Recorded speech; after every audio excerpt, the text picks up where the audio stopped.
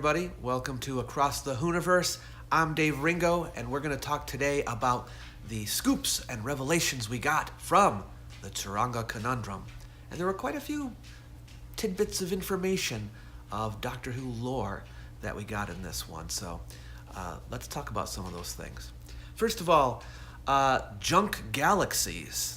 It's kind of an interesting idea. There's so much garbage in the universe, it's got to be put somewhere, right? So why wouldn't there be ultimately an entire galaxy full of junk? They never really said what they were looking for, did they? The Doctor showed something, but they never actually described what it was. And then there was a sonic mine. Why does everything have to be sonic something? I don't know. Is sonic like the ultimate technology? I don't think so. But we learned there are such things as sonic mines. And the Doctor said something about an untelevised adventure.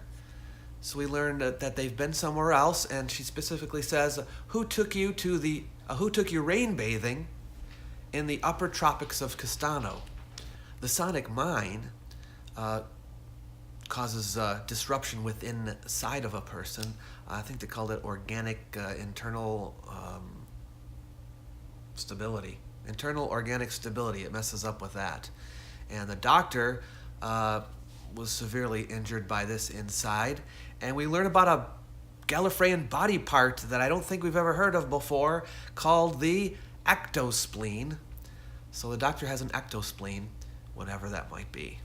We learned that it's been 4 days since the sonic bomb went off, when the Doctor wakes up in the ship. As far as the timing of this story, we're told that it is the 67th century. And the Doctor says that it was a tricky century in the middle, but it ended up all right. The pregnant man does say something about the times being dark and turbulent. So maybe it is the middle of the century. I don't know.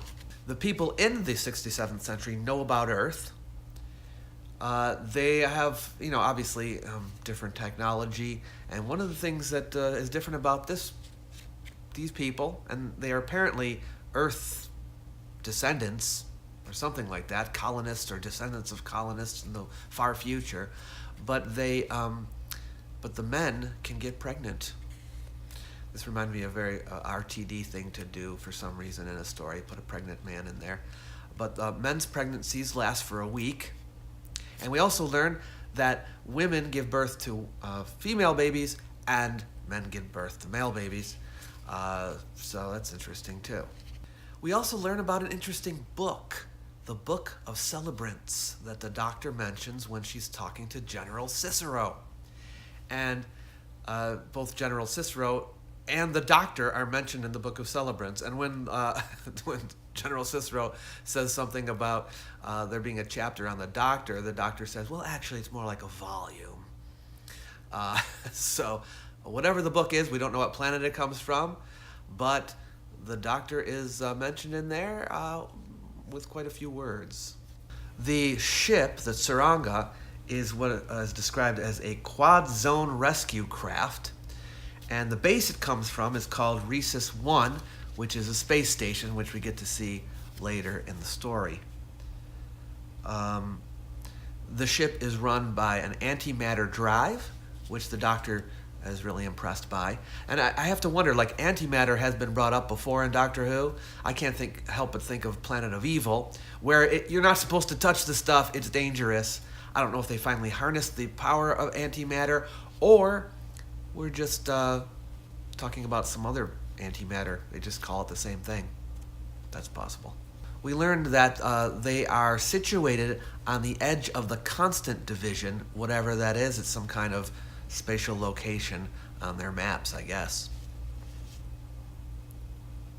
Oh, a little bit of personal chronology. Ryan says that he was 13 years old when his mom died, and I believe we learned earlier that it's been 6 years since she died, so that makes Ryan 19. I don't recall if they've given his age before. Did you notice that when they were looking up what the creature was in the database, there were several, it was very quick and it's hard to see, but there were several classic Doctor Who monsters, I'm saying classic, but some are from the modern series, that appeared in the catalog. So you saw things like the Silence, the Ood, the Weeping Angels, the Zygons, the Slitheen, the Centaurans, what did I leave out? The Silurians.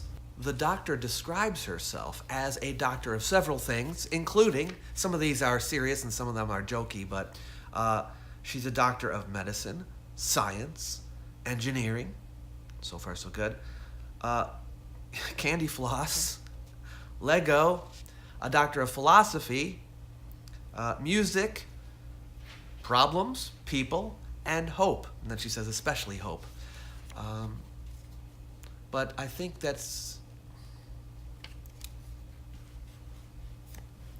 her mentioning these things does tell us a lot about her character. They're not really things we didn't know already, except perhaps that she's a doctor of music. The Doctor used to play a recorder and an electric guitar. I don't know, though, if that qualifies as a degree. So those are some of the things we learned from the Tsuranga Conundrum. Next week is Demons of the Punjab, so I'll be back giving you the scoops and revelations from that story. So please subscribe, and I'll see you then.